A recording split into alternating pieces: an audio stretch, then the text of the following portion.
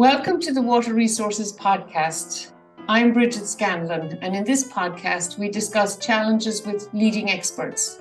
Today, I'm pleased to have Bill Alley talk about water issues, particularly in the Southwest. Bill has been the Director of Science and Technology at the National Groundwater Association since 2012. And prior to that, he worked at the US Geological Survey, serving as Chief of the Office of Groundwater for almost 2 decades. Bill has received numerous awards, including the Shoemaker Award for Communications in 2012. Bill, you and your wife Rosemary have been very busy writing and publishing books over the past decade and a half. Maybe you can describe some of the topics that you've been covering and what motivated you to write these books. Sure, and thanks for having me on your podcast, Bridget. Great to be here. Yeah, so we actually started out with nuclear waste. One of my jobs when I was at the USGS was to oversee the USGS activities at the Yucca Mountain project. So I would come home at night and tell my wife she got interested in Yucca Mountain stories. So at one point in time, she finally said, you should write a book about this. And I know what the title should be. And so she said it should be Too Hot to Touch. So not much happened for a while, but then I started digging into it and I gave her the first chapter and she told me it wasn't good for a general audience. So she told me basic number one rule is you have to make it interesting. I thought it was interesting. So she kind of got on board. She was very interested in this particular issue by that point in time. And she has no science background to speak of, but she's a very good writer and very good at looking at if I direct her to particular items and digesting them. So we got on board with that. And I was mainly motivated by there's just so much misinformation around nuclear energy and nuclear waste. And we were not actually pro or con on the nuclear energy issue. It was more the waste, which no matter what your perspective is, we really need to deal with it. So from there, when we finished that book, we thought about another one. And so we did one on groundwater, the world's growing dependence on groundwater, which we called High and Dry. Although my wife later came up with a better title, which is Groundwater, the Neglected Child of the Water World. And after that, I was actually on the EPA National Drinking Water Advisory Council at the time of the Trump administration came in. And so I got interested in sort of EPA and the controversies around EPA. So we did one on the war in EPA. And then I was actually going to do one on PFAS, but Rosemary actually identified the water recycling topic, so that was our fourth. So we've been having fun. We realized it's really hard to hit a really general audience, but you can definitely communicate with a broad range of people that are involved in the water arena one way or another, which is a lot of people. Well, I think it's incredible, and I really enjoyed reading High and Dry. I mean, what I admire about these books is that you provide the context and the history. And we think everything happened yesterday, but really it takes decades for some of these things to evolve. And it's really nice how you present that. And then also the key people that were involved in different aspects. So I would like to focus on High and Dry because many of the podcasts we've been hearing that there's a growing dependence on groundwater and you deal with that very well. And even though you cover many aspects of groundwater from the US point of view, but also globally in that book, which are excellent, I'd like to focus on the Southwest, since there's so much concern about the Colorado River Basin, Arizona and California, a lot in the news lately. So maybe we could start there. And I like Rosemary's alternative title, The Neglected Child of the Water World, because it usually is second fiddle to surface water, and that gets a lot of the coverage. So if we start with Arizona and what's been going on there in the lower Colorado River Basin, maybe you can describe a little bit. I mean, currently they're not in too bad a shape because they had a wet winter, but they've been in drought since 2000, the Colorado River Basin, a long-term drought. One wet winter is just not enough, and it wasn't wet enough. But currently, Powell and Meade are about 35% of capacity, and Lake Powell is up 35 feet from this time last year, so that's good. So maybe you can describe a little bit about how that has evolved and how that is going to possibly impact Arizona. Sure. Yeah. So since 2000, the natural flow of the river, I think, is down about 20%. And of course, it's been known for a long time that the amount of water that was allocated by the Colorado River Compact is more than the river has. So they've been dealing with this problem for a long time. I guess we're at the point where there's nothing better than a crisis. You want to take advantage of a crisis, and they surely have one in the Colorado River Basin.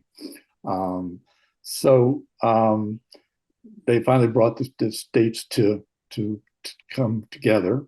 Now, in the case of Arizona does have a very forward-thinking program that's in terms of the Groundwater Management Act in part of the state. So there were 5 active management areas that were defined by the Groundwater Management Act back in 1980. And one of the ways in which they're very prepared is that they didn't have enough demand for the water that they were now entitled to from the river. So they basically, until about 2000, so they put in place a very well respected groundwater program for managed aquifer recharge for the surplus water, and they have very they have a very definite permitting program. So they have for both recharge facilities, for recovery, and so forth. And they kind of look at 2 different kinds of recharge: direct recharge, which they call underground storage, and in lieu recharge, which is where they have groundwater savings. They call that groundwater savings facilities, where you can make it possible you can save groundwater by pumping surface water instead when it's available. And that's made possible really by a quantification of groundwater rights as part of the Groundwater Management Act. I can just say a little bit about that act, actually. As part of the act, for those areas, there was no more irrigation allowed. On the urban side, they had to have a 100-year assured water supply, which is a little nebulous and probably overcommitted in the long term to that, particularly in the case of climate change affecting their surface water resources. So they have a lot of water banked, and not just for Arizona, but they have at least 2 times the Nevada's annual amount that they can have from the Colorado River Compact underground for Nevada's purposes. Right. So, I mean, the original compact, the Colorado River Compact, was developed in the 1920s. And that was, when you look at the rainfall at that time, that was really a wet period, a wet couple of decades. Right. And we haven't seen that wet since. So it was over allocated because they had more water then. And so that was one of the issues. And then they have 7.5 million acre feet to allocate among the states. And California gets 4.4 million acre feet of the Colorado River water, and the other states, Arizona is the second, and Nevada gets much less. So I've heard some people say the mantra that 4.4 and no more, that they don't want California to take any more than what they're allocated. But Arizona could not take their allocation until they developed the Central Arizona project, right. Which was an aqueduct that they built. and then delivers Colorado River water to Phoenix and Tucson and Pinal and the different active management areas. So that was great, and it emphasizes the connection then between surface water and groundwater. So when before Arizona got this surface water, there was a lot of groundwater overexploitation, depletion, subsidence, and fishing, and other things, evidence of too much groundwater use. But then when they got the Colorado water, then they were able to irrigate with surface water. And so inefficient surface water irrigation recharges the groundwater. And then they had the spreading basins. And so a lot of different things then. So really admired them. Of course, they're the poster child, I think, for managed aquifer recharge with Herman Bauer starting that off. And they had pilot projects. It takes decades. It's almost like quitting smoking. It takes a long time to make this happen. But Arizona did a lot, right? And you document that in your book. Yeah. And interestingly, they would not have gotten the cap. They didn't get the cap until they came up with the Groundwater Management Act, because Congress wasn't going to fund Arizona unless they got their act together on the groundwater side. There's a whole interesting story about that that involves Governor Babbitt and so forth. Yeah. Right. And you describe that really well in the book. And it's very interesting to read that. I mean, it takes people that are extremely dedicated to making this happen. And it's not easy. But I think then also, because groundwater is in the subsurface, we can't really see it. The pilot projects that they had with spreading basins were very helpful in giving people confidence that if they put it underground, it would be there for later. So they've been doing a lot of these things over the past couple of decades.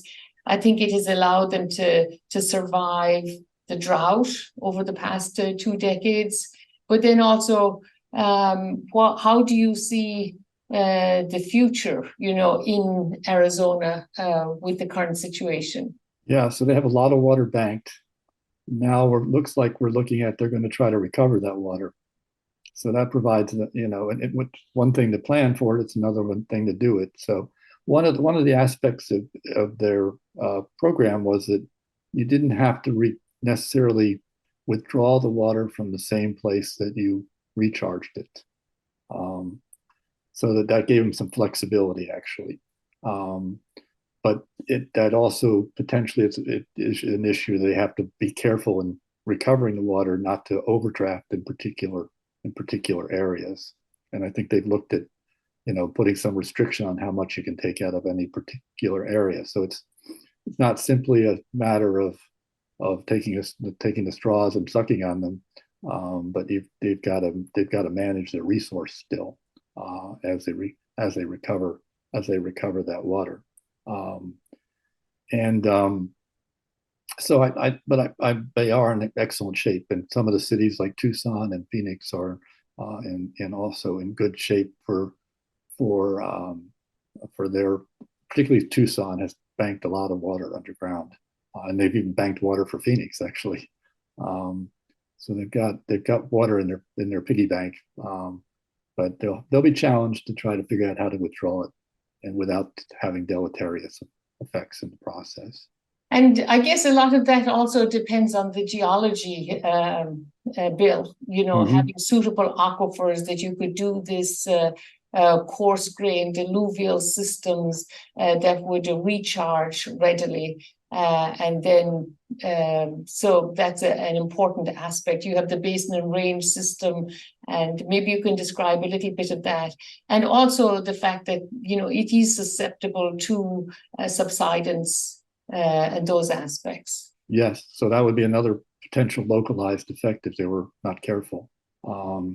Yeah, so the basin and range is most of Arizona. It's the south central part of Arizona anyway, is basin and range. They have the Colorado Plateau in the northern part, and then a transition area between.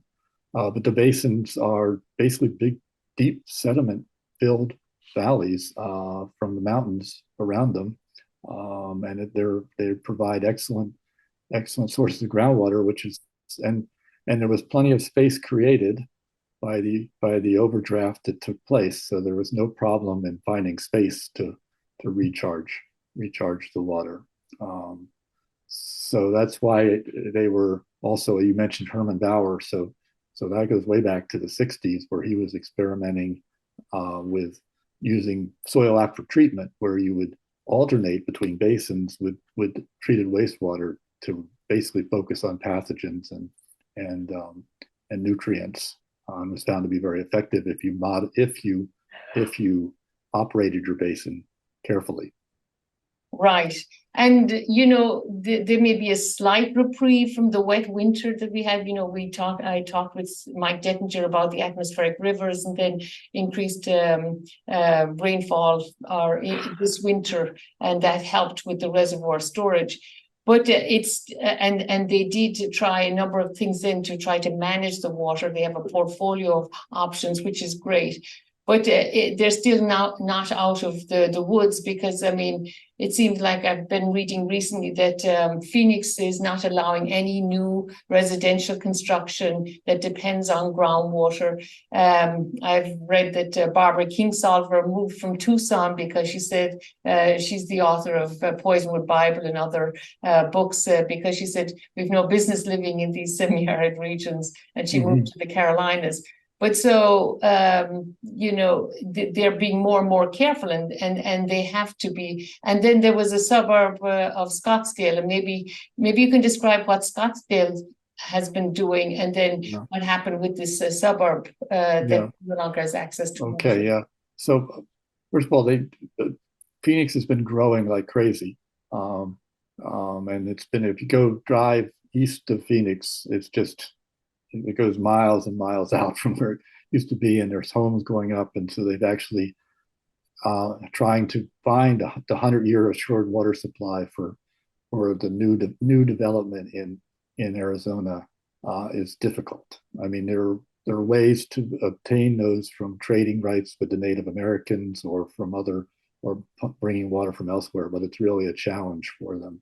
It looks like they kind of bumped up against the limits here for at least temporarily. So Scottsdale is an interesting case because we've got a community that's next to it that's having a lot of problems, and Scottsdale itself has a very a good water supply actually, because they got involved in they call it the Scottsdale Water Campus, and what they do is they have a very advanced wastewater treatment plant, as well as a tertiary treatment plant on this campus, and they have about 23 maybe golf courses in Scottsdale. We'll know about that. And they have an agreement with the golf courses, who have funded their wastewater treatment plant to some degree, that they'll provide the tertiary treated waste water, along with some advanced treated wastewater as needed to keep the sodium levels down, for irrigation by the golf courses. And then when they can't use the water for the golf courses, then they recharge it through vadostone wells. So something like 150 feet down a vadostone well, and then it makes another couple hundred feet travel down to the water table. And because they treat the water, they're very careful in how they operate the vadostone well, because vadostone wells can be a problem, and because you don't have the same ability as a well to backflush or as a spreading pond to scrape. But because they've got such high quality water, they've been able to operate these vadostone wells to provide to their groundwater system. They used to be 100% on groundwater, but they also have some surface water from Cap and the Salt River too. So they have a mixed portfolio, which is a good thing for them. So that's great. So we've been talking about the Colorado River project, the CAP Central Arizona project, which is taking water from the Colorado to Phoenix, Tucson, Pinal, and these active management areas. But there was also the Salt River project, where they were managing surface water from that river basin. So they've been very proactive about trying to manage their resources, and they have to be. But not every place then has access to the CAP water or these other surface water supplies. So places like Wilcox Basin, Raingrass, or other regions then that don't have access to surface water, then the groundwater has continued to decline over the past couple of decades. And so it's been very difficult in those areas. Right. You have a very nice paper on that very topic. Demonstrates it very clearly, the advantage of the managed aquifer recharge within the 5 active management areas versus the others, and they don't have the salt, that surface water to recharge. So yeah, that emphasizes the importance of this conjunctive use then, where we have access to surface water. And I think, does Arizona, it has these irrigation non-expansion areas, so it won't allow expansion of irrigation even outside of the EMAs, or is that they call them, irrigation INAs, yeah. And they also cannot expand their irrigation acreage. Right. And I was hearing from somebody recently that the Palo Verde nuclear power plant was using wastewater from Phoenix, but they may not have access to that in the future because that they may be marketing it to the turf grass. And so they're looking for other sources of water to cool the power plant. So it's difficult to manage all of these demands from different sectors. Right. That plant is the largest nuclear power plant in the United States, and I think it's 100% on using treated wastewater for its cooling water, which is pretty darn important. So I'll have to see how that plays out. And you mentioned then, with the reduction in the cap that the states they're going to reduce the amount of water that they receive, 3 million acre feet reduction over the next 3 years. Divided between Arizona, Nevada, and California. And I think Arizona has the greatest hit on that. And that's maybe because of water rights. Can you describe that a little bit, the water rights issue? Yeah, so when the Groundwater Management Act when the agreement for CAP came in, another requirement of that was that Arizona's CAP water would be the lower priority to California and to Nevada, actually, even. So they're very low on the priority level for their water. So that provides, and California and Arizona have a long history of back and forth. And they had a very famous Supreme Court case that was finally settled in 1963 about how much water California had and how much Arizona had. They actually sent troops to the border at one point. So they have a long history. And California, one of the main reasons for the Colorado River Compact was the upstreams, all of the upstream states concerned that California, because they were dipping in first, was going to have all the rights to the river.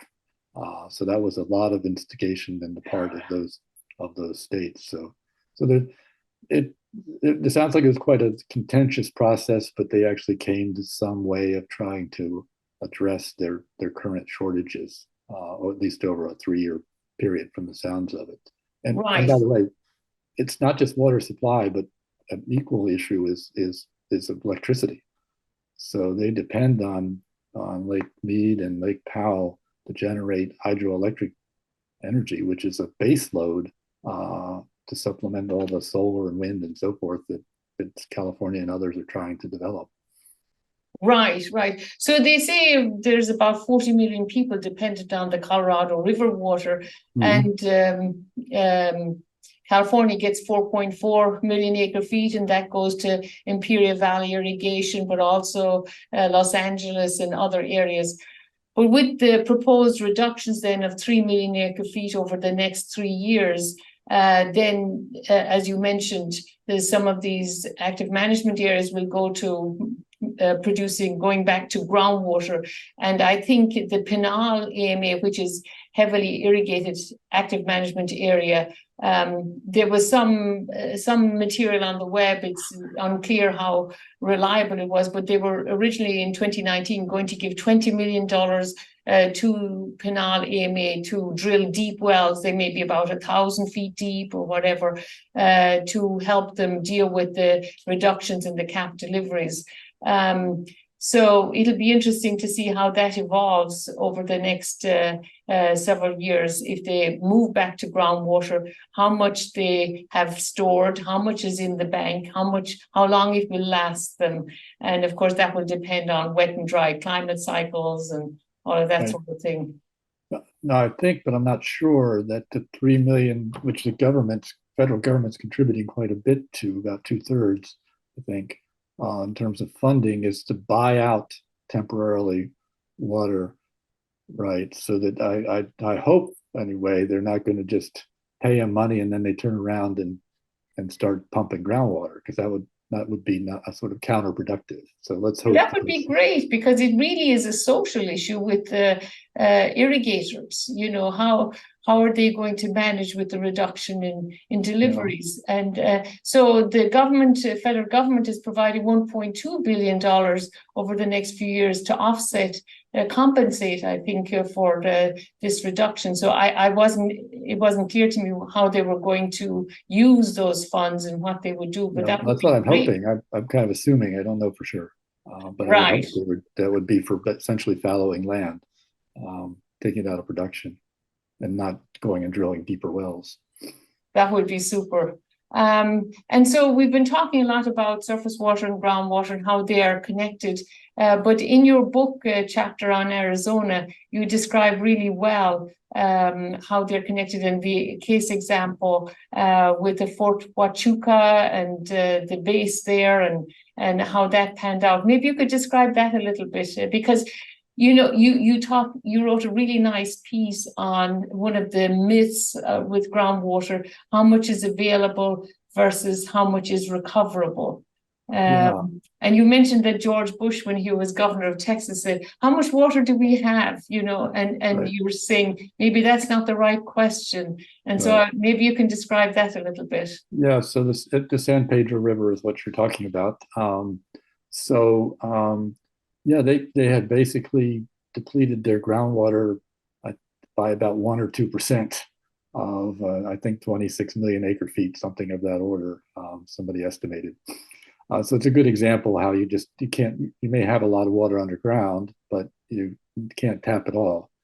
And we have kind of a mixed message we give as hydrogeologists. We talk about groundwater as having how much of the world's fresh water is in groundwater, which is huge. And then we talk about that, so that kind of gives the impression that maybe there's a lot of groundwater that we're not taking advantage of. And then we try to convince people that there's many of these areas that need to be managing their groundwater a heck of a lot better than they are currently. So the San Pedro is as well known as a birding area. In particular, it's a very important environmental area. It's in southeastern Arizona, so it's not in an AMA. And it has a fort next to it, and that fort actually created a situation where the fort, the Department of Defense did not want to, that's a very important fort to them, has particular interesting characteristics of the valley there. And so they had all the incentive to try to bring the pumping under control so that they don't dry up the San Pedro River. So they formed a San Pedro River Partnership, I think, something of that sort, that involved lots of stakeholders, and they had a lot of meetings. And one of the more interesting aspects of that was the Nature Conservancy came up with the idea, because everybody was arguing about whether the river was decreasing or not. You know, they all had a different opinion about that, depending on your political stance, I think. So she organized, one of the persons with the Nature Conservancy organized what was called a wet-dry mapping project, which began in 1999, and they'd literally go along 40 miles or more of the river, and they'd break it up into different teams, and she would pair maybe an environmentalist with a farmer or with a developer. So they'd pair together. So they would develop some camaraderie, ideally, over this. And it went on. It may still be going on. I don't know, but I know it went on for decades. And we kind of described that whole project, which is kind of rather unique. And they also had another good, interesting part of that project is they were developing groundwater models, and they had a lot of contention. Nobody would believe a groundwater model if they didn't come up with the results that they wanted.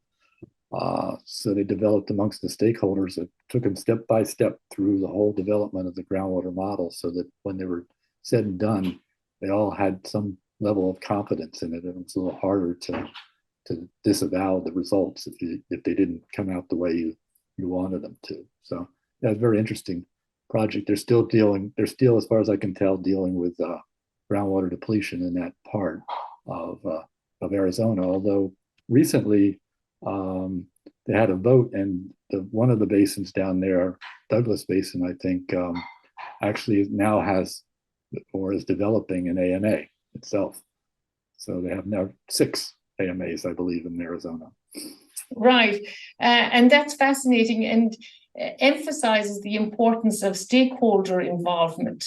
And, Absolutely. Oftentimes as technical scientists, we think we can just do the technical aspect and then just present the results. But that co-development that you were talking about, and that person from the Nature Conservancy, was amazing to get the communities, and then they could see what was happening. Mm-hmm. They could watch the dynamics of these wet and dry parts of the river and how they were changing year to year, maybe related to El Nino or other things. And I think that educational aspect is huge. And really admire that person for what she pulled off. Right. It's not easy. And I think we're trying to do more and more of that nowadays. But the point you make is huge. We can only develop a small component of the groundwater. A lot of people want to know, how much groundwater do we have? And it may be an irrelevant question because we can't use most of it without destroying the surface water. I mean, people, Dick Luckey did that sort of work in Nebraska, where he said, the Platte River, if they use more groundwater, they showed that they had reduced the base flow groundwater discharge to the streams by 50%. With less than 5% development of groundwater. So those connections, the groundwater discharging to surface water and the surface water being dependent on groundwater discharge, particularly during low flow periods. And I always think of you when I think of that. And then when people want to do these global assessments of how much groundwater we have, I just think, well, really, do we want to know? Do we want to tell people? Because they can't produce most of it. It's sort of a bit like the African study that Alan MacDonald did, which was very nice and got attention to groundwater. But they try to emphasize there that, much of that is not accessible or recoverable. So the difference between available and recoverable groundwater without hugely negatively impacting other things like surface water or causing subsidence or other things. Mm-hmm. So you've been involved with the California situation for a long time, and the time that the Groundwater Management Act passed in Arizona, it didn't fly in California. And maybe you can describe a little bit about that and the Sustainable Groundwater Management Act that was passed in 2014 in California. Sure. Yeah, so actually 1976 to 77 was a serious drought in California. And Jerry Brown was governor at the time, and they organized a group. The groundwater problems were certainly manifest at that point in time, but they were not able to get any kind of real legislation through to manage the groundwater. They passed something, but mostly it was different parts of California mainly were passing laws to forbid the export of groundwater out of their area to another area.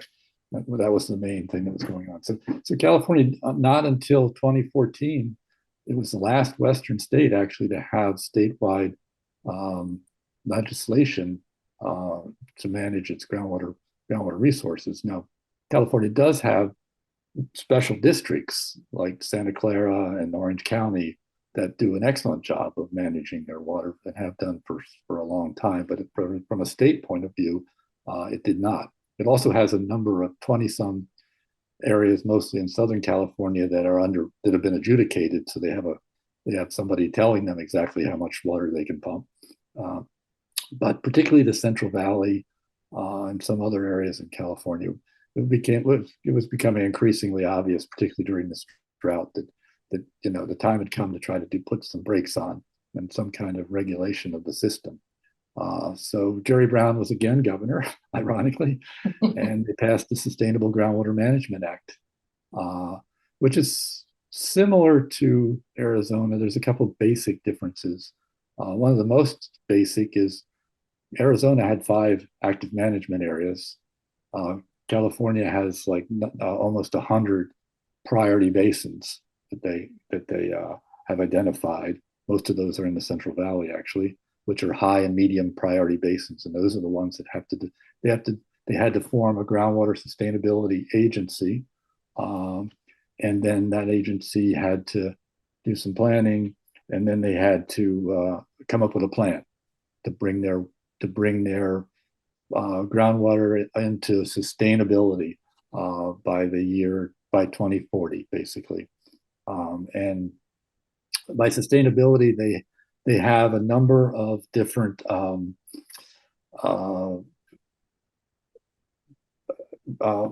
do they call them? I think I have it here. I forget what they exactly call them, but they're things like land subsidence and water quality degradation, storage decline, and so forth.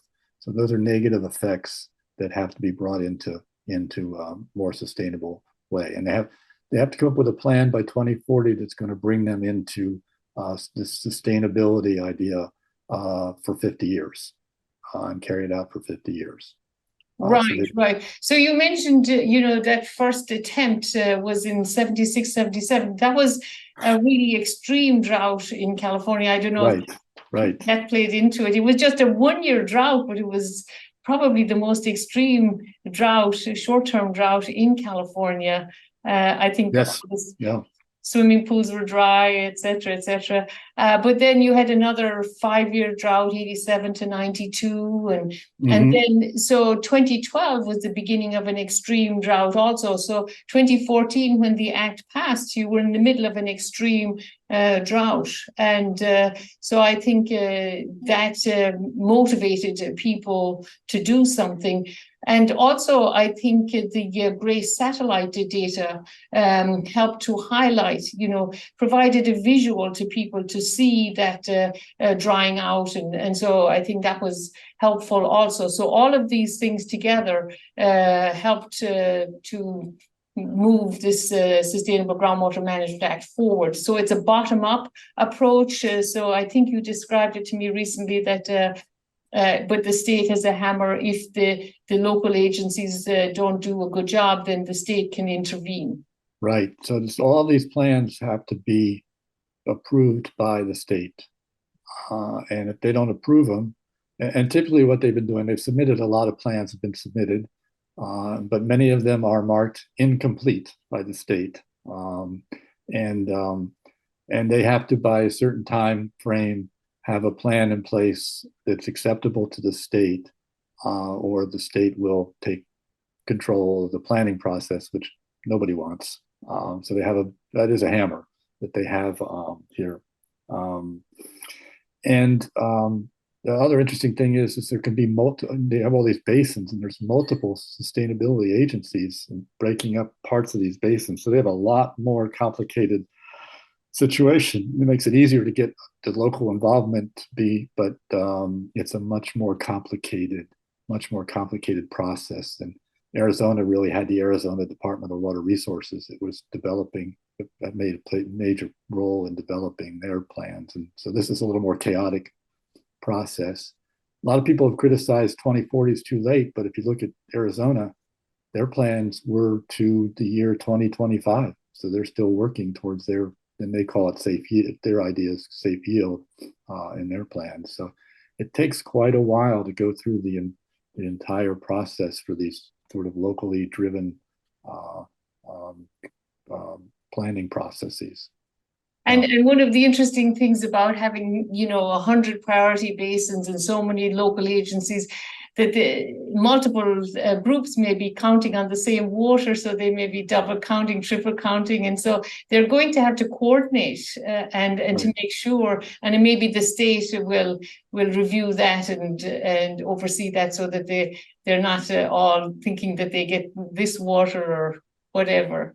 Yes, if I'm actually the Public Policy Institute of California, I think it's been tracking this to some degree. And as you might imagine, they have a lot more water planned for example, for recharge than they have source water, going to have source water available. So more supply side ideas are a lot more palatable to people than the demand side.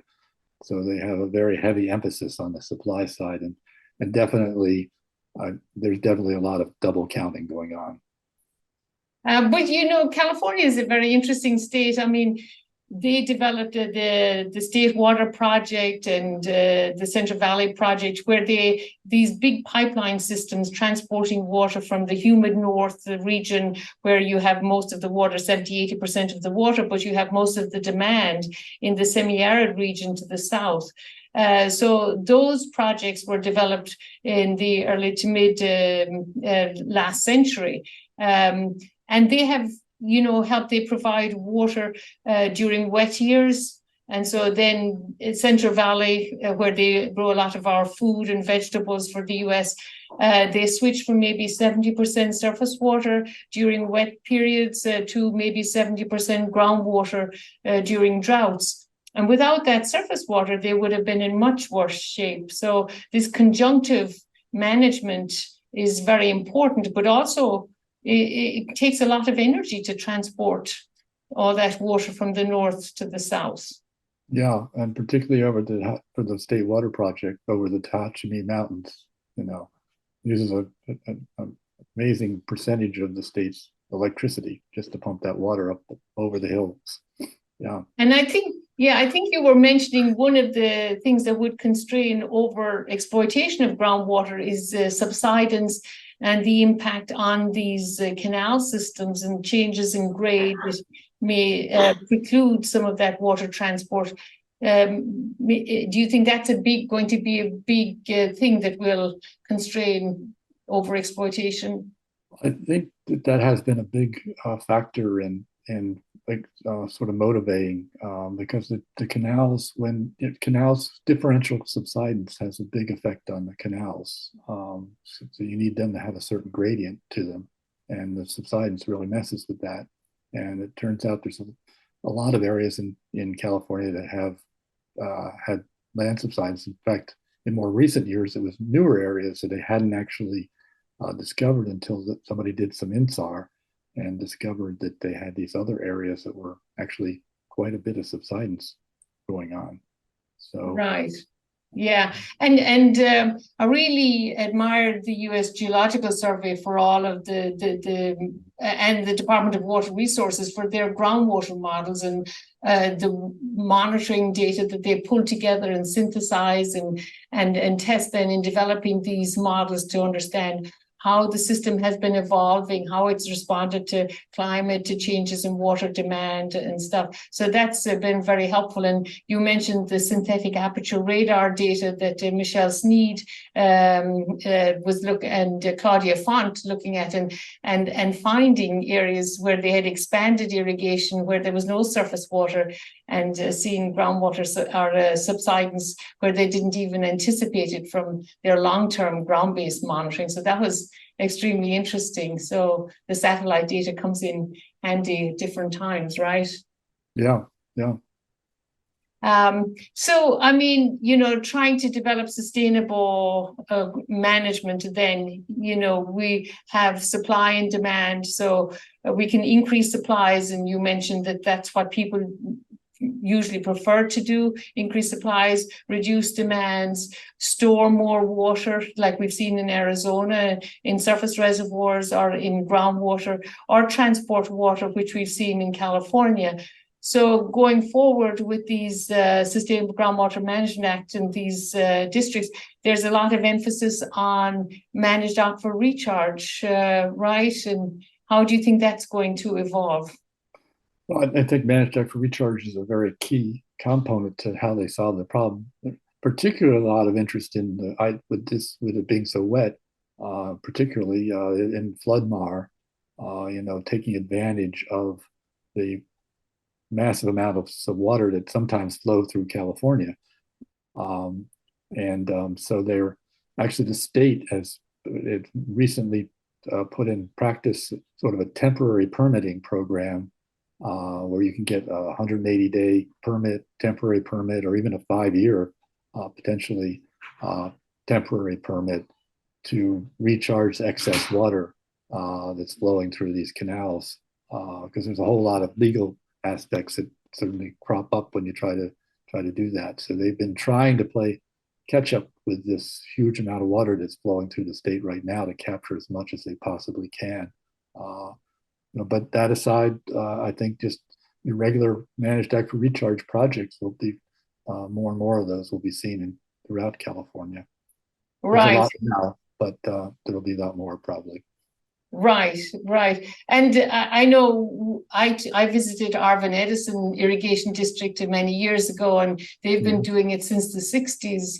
When they have surface water, they have these spreading basins and store it underground. And then during drought, they have a large number of wells, and they are pumping 24/7, 365 to provide water during the drought periods. And it's just amazing what they do. I really like your quote in the Arizona chapter of your High and Dry book, where you mentioned Steinbeck's quote, and it never failed that during the dry years, the people forgot about the rich years, and during the wet years, they lost all memory of the dry years. And it was always that way. And so I think what we are trying to do is resolve this temporal disconnect between having too much and too little. Right. Oftentimes people talk about water scarcity, but it's not, it's just managing these extremes, I think, is the real challenge. Right.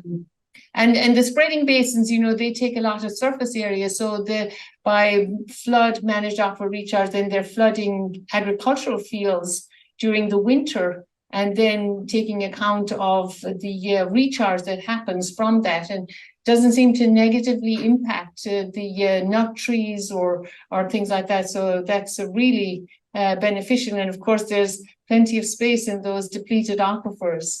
They also have lots of space, and I think the idea actually was instigated by a particular farmer who just decided he was going to divert some water, flood waters onto his nut tree and see what happens, because he was in big trouble. So he might as well try it, and it worked out just fine. Yeah. That's amazing. And then, we mentioned, increasing supplies to reach sustainability. And so California by the coast, a lot of interest in seawater desal, and then wastewater reuse and recycling. You lived in San Diego for many years, and so they have a big desal plant there. Maybe you can describe that a little bit, and then maybe we can talk about wastewater reuse and recycling.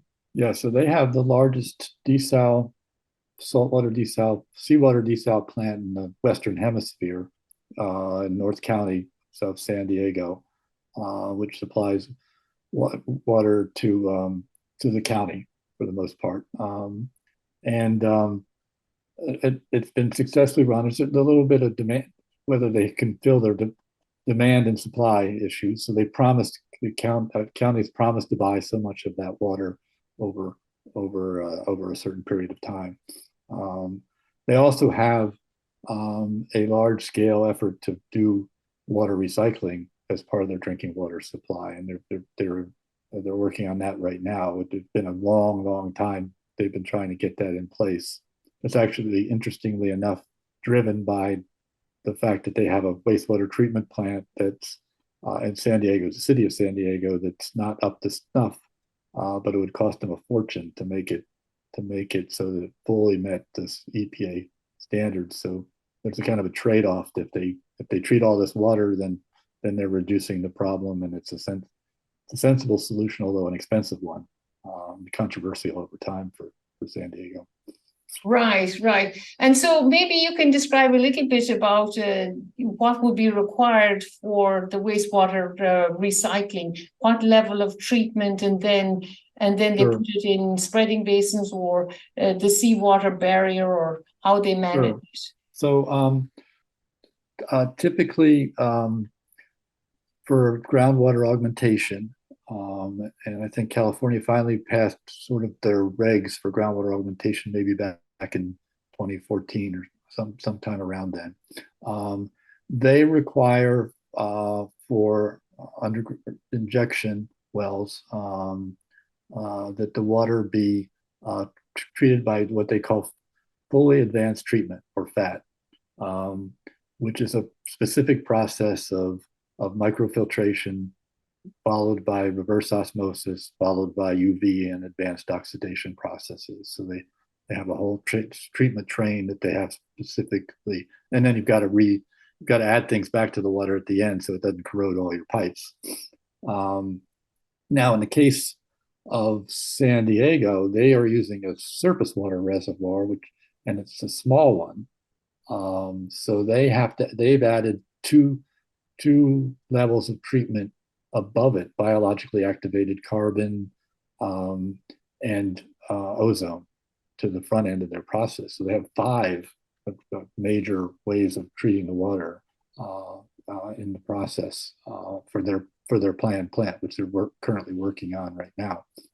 They were hoping to have it up by 2025. I think it's been moved up a little bit to 2026 or maybe beyond. So they have specific treatment processes and you need if you're doing injection wells, you need that high quality water to maintain your injection wells, and they all have always done it that way. The spreading basins have been more. Orange County uses that process, the advanced treatment, the FAT process I described, for both their spreading basins and for their well injection. Los Angeles does more tertiary treatment for their spreading basins, although they have more recently have a advanced wastewater treatment plant for a lot of it. But there's a lot of water recycling for potable reuse going on in California for using groundwater in particular, and a few that really don't have the groundwater resources like San Diego turn to the surface water as an alternative. So is there much direct potable reuse, and what are the regs related to that? Yeah, so there's a lot of plans for that. So there's only one place in the United States, Big Spring, Texas, that actually does direct potable reuse and has for some time. There was a temporary project that went on in Wichita Falls, Texas, under emergency basis. They now do indirect, but California is actually working on regulations for direct potable reuse. And a lot of their plans for expansion in the LA region, for example, working with the Metropolitan Water District of California, involve the idea that they would at some point be doing some direct potable reuse where they treat the water and just inject it either into a treatment plant, the normal drinking water treatment plant, or directly into the drinking water lines, if you will. And so they're working on regulations that are due this year, I believe, in 2023. And other states are too. Colorado is. There's a number of states that are working on. Florida, probably Texas too, working on direct potable reuse. And one of your book chapters in your water recycling book on San Diego is fascinating, describing the evolution of that way back, and people toilet to tap, and how the yuck factor and all of this. Right. It takes a lot of communication skills and then bring the people on board and the education and everything to get people to accept this, right? Right. Yeah, they went through a long process of that. It got killed once because it got involved in mayor and city council elections, and then it resurfaced later on, and mainly because it was driven by this treatment plant. They had to deal with the treatment plant, and you want to spend $2 billion to upgrade their treatment plant for, limited impact, if any, really, or recycle the water and create an additional water supply for the region. And it's really nice closing the loop on these things and then maximizing reuse and increasing water supplies. Can you describe a little bit about the relative energy demands of wastewater recycling versus seawater desal and how they compare? Yeah. So the recycle, the numbers are variable around. I think there actually was one, maybe a half to a third of cost for the recycled water to the desal water. It's a lot cheaper. It's also economically viable for imported compared to imported water. So if you're sitting in Orange County, the cost of imported water might be twice what it costs to run the wastewater through their advanced treatment process and recharge it in the groundwater system. So because the energy costs are large relative in California for the transport of water, either from the Colorado River or from Northern California, actually recycling is very economically positive. The benefit cost ratio compared to the two is greater than one. Yeah.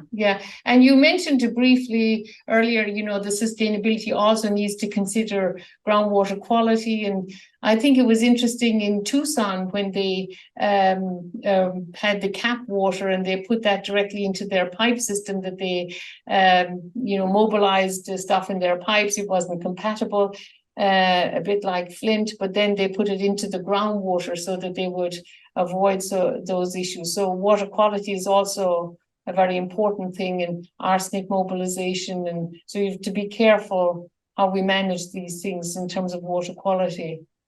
Yes, that was an interesting case where they basically, the cap water was a different salinity basically than the water they've been pumping, and eroded their pipes in parts of the city and created all kinds of problems. But now they recharge I think they have a law that you have to use groundwater. So they take the cap water and they recharge it into basins around the city, and then they pump it back out again. I think some of the politicians were wearing orange shirts because the iron that was mobilized. Oh, really? I know. So somebody was telling me that. I think it was quite a deal at the time. So I think, we've been talking a lot about a lot of different things, and I think the message that comes through is that we need a portfolio of options to manage water within the context of climate extremes, increasing demand. And so how do you see the future for states like Arizona and California going forward? They're really trying hard to manage the resources. And are you optimistic about whether they'll be able to pull it off? Or yeah, people, if you look historically, we typically don't run out of water in cities, not for very long. So we get a warning as humans, and then we try to work our way back out of it. And I think that's the case here. There's a lot of technologies out there and a lot of approaches that can be used, and there is a lot more attention given to water recycling and to stormwater, how we can manage stormwater better for water supply, as well as manage groundwater and surface water. I think it's starting to kick in that people understand the need to manage their surface water and groundwater collectively. I'd give the example of Cape Town, South Africa, which everybody knows had their so many days till they were going to run out of water. And they fortunately didn't. But it really woke them up. And they actually, interesting, South Africa had managed aquifer recharge in the north part of the city, but it kind of decayed over time. One of the oldest managed aquifer recharge systems around the world. They just were so focused on the city engineers are so focused on surface water that they just never took advantage of that resource. And since that time, they've done a lot of planning, and they're darned if that's not going to happen. They're not going to have that happen again. If it all all possible. So they're looking at multiple sources and managing their surface water and groundwater conjunctively and so forth. So there's a Yeah. wake-up call that sometimes comes. Yeah, I was talking to Karen Wilholt recently, and she mentioned the Atlantis project. Maybe that's the one that you That's the one I was mentioning. Yeah. referring to. Yes. And they also started to develop more groundwater. They were completely dependent on surface reservoirs, and so started to develop their groundwater supplies. They had a temporary seawater desal. So the thing is, you don't want to rely on one single thing, and then you have to have a portfolio of options. And maybe some may be more expensive than others, but it's going to be very important insurance for water reliability in extreme situations. So I think cities and other groups are becoming more aware of that. So I really appreciate your talking with me today. Our guest today is Bill Alley. He's the director at the National Groundwater Association, and he has written a number of books that we've discussed that he mentioned at the beginning of the podcast with his wife, Rosemary. And we've been focusing mostly on his book called High and Dry, which is fabulous, and I would encourage people to read it, and also many of his other books. Thank you so much, Bill, for taking the time to discuss these topics with me. Yeah, thank you, Bridget. My pleasure.